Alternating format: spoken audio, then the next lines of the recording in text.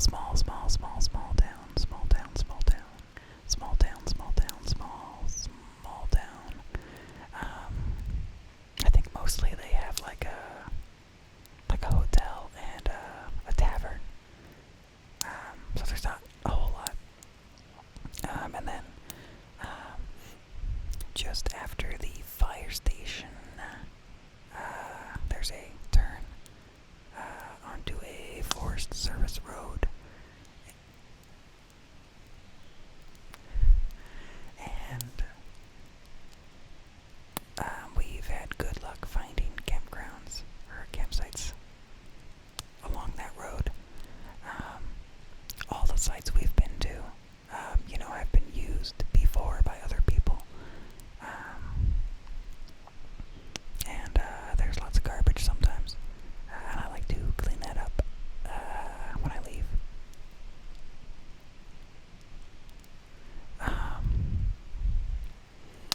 And this particular site is not one that I've been to before. So I didn't really want to do one that I've been to, mostly because the one that we usually are able to get is pretty big, pretty open, and I didn't know if I wanted to be so open and just have anyone be able to see all of the openness. I can't talk very well.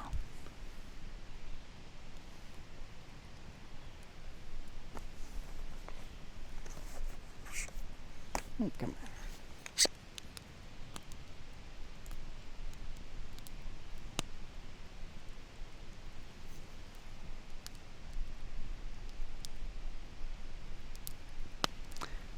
Okay. Okay, I'm kind of spooking myself. This is one I have not been to, and also this is the most secluded camping I've done so far. I went up farther along the Forest Service road than I usually do, because there were some people. I saw some cars parked in other sites, and I was like, I want to get away from those. And then I kept going a little bit, and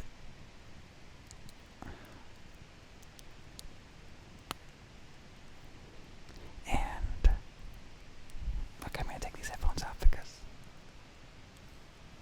God, I'm spooked.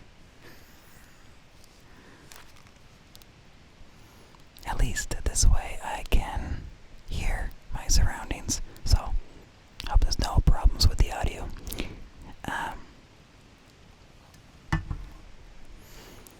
Okay, so I went farther along on the road than I usually do.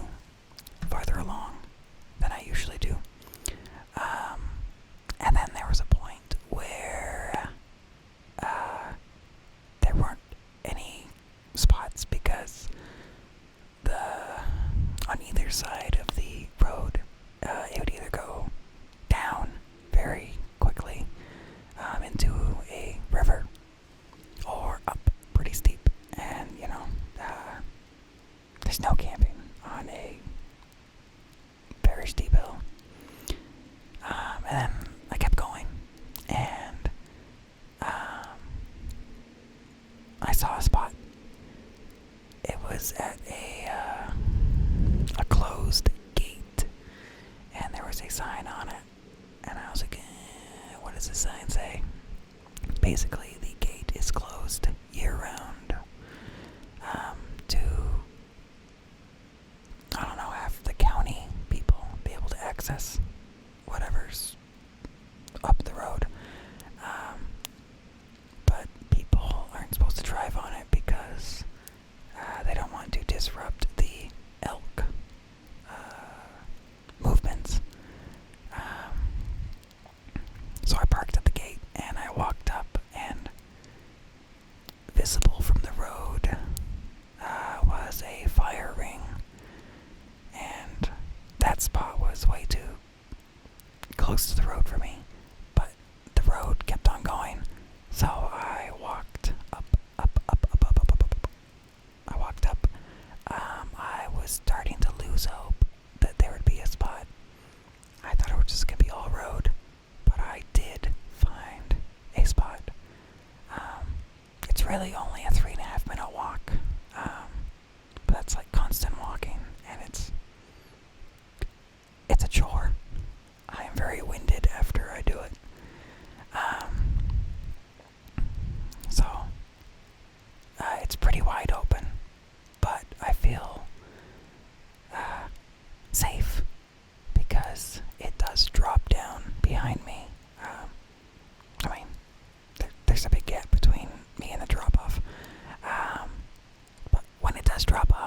goes to a big stream or a river, and then above me, it's pretty steep, and it goes to the road continuing on, and it's pretty dry around here, so I think I would hear anything coming towards me, crunching the leaves and the sticks. But I do keep spooking myself just thinking about noises. Any small noise. I'm just like, yeah. So, part of me doing this video is to stay occupied. Stay occupied, occupied, occupied, stay occupied. Yeah.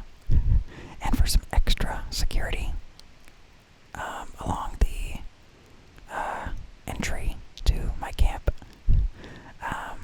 there was some small downed trees, like only a few inches thick, but they were across the pathway, and I gathered a bunch of other branches and sticks and kind of like leaned them all on the trees nearby. I can't talk. I put a bunch of dry branches on the downed trees, so that if someone or something's gonna walk through that way, they pretty much have to step on branches and make noise and alert me that they are coming.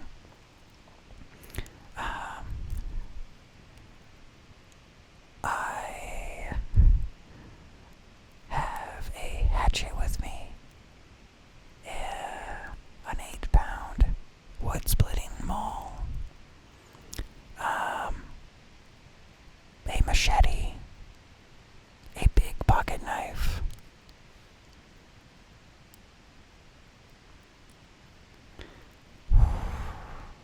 why did I do this? It'll be fine. Okay.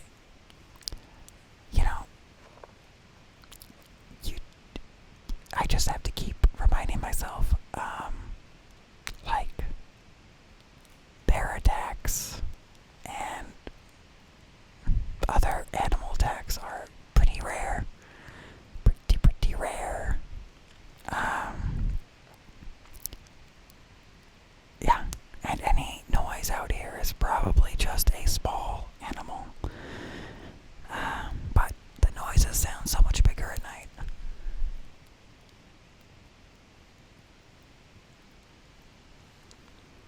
But I really want to do this. I would feel like I accomplished something. Being fully alone and surviving. I assume I will survive. And yeah, I just have to remind myself, people go camping all the time, in much more dangerous areas than this, and they turn out fine. Like, why would I be the exception? I haven't left any food out. I haven't left any really smelly things out. So I shouldn't attract any animals. But even if I do, they should be more scared of me than I am of them. But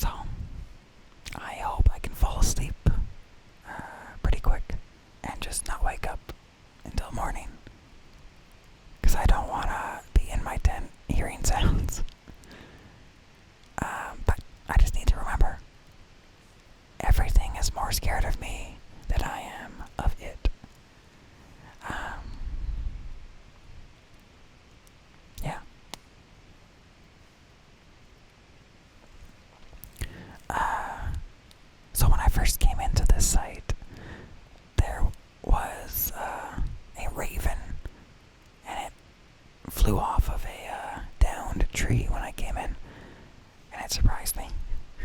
I went, oh. And then I realized it was just a raven. I was like, oh, okay, that's pretty cool. You know, spooky. But in a good way.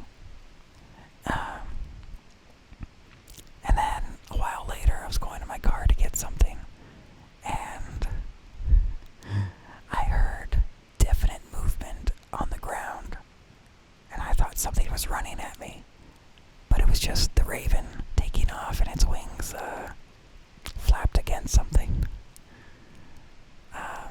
Its wingspan is really big, like way bigger than a crow. And then I was here, getting my fire started, and the raven came back, and he was sitting in a tree nearby, and I think he was watching me for a bit, and then he was on the ground, kind of walking around. I think he was probably looking for food.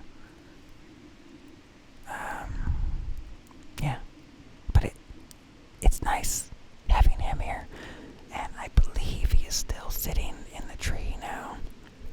He has one tree he keeps going back to, so I think he's sleeping just on a branch. It's kind of cute, and it's nice not being fully alone.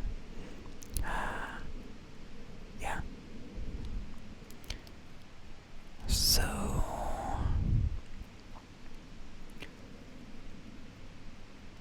I brought a bunch of freeze-dried meals.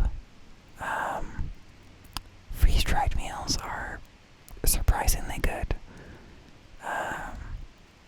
I think I've only had like one that I didn't like, and even then I don't think it's because of the quality. I think it's just because of the type of meal that it was. I forget even what meal it was. But today I had for dinner I had home style turkey dinner. So there was turkey, stuffing, and vegetables, it said, and gravy. And it was good. It was really good. I'm really amazed at how good freeze-dried meals are. And they're convenient. They're light. You just boil water and pour it in and stir it a couple times. Let it sit. And to not make dishes dirty, I just ate straight out of the pouch. And it was fine.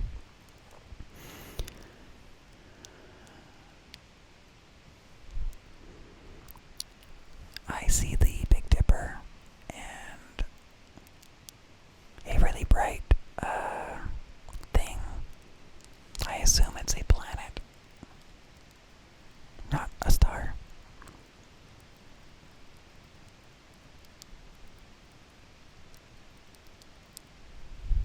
Yeah. So, yeah.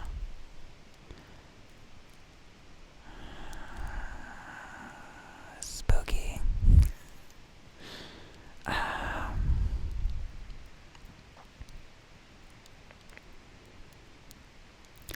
was hoping to record a bunch of stuff out here, like nature sounds and stream and stuff, and just maybe even ambience.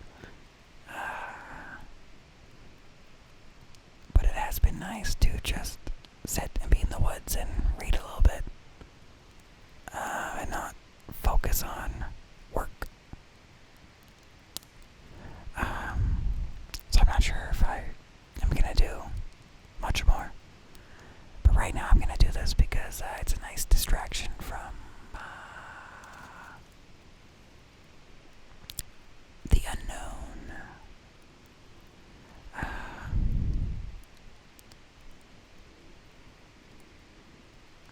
Yeah.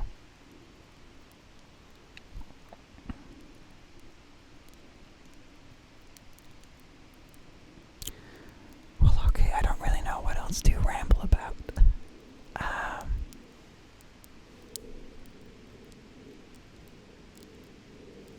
So, I guess I'm gonna go. Maybe I'll do another video. I don't really know. Yeah.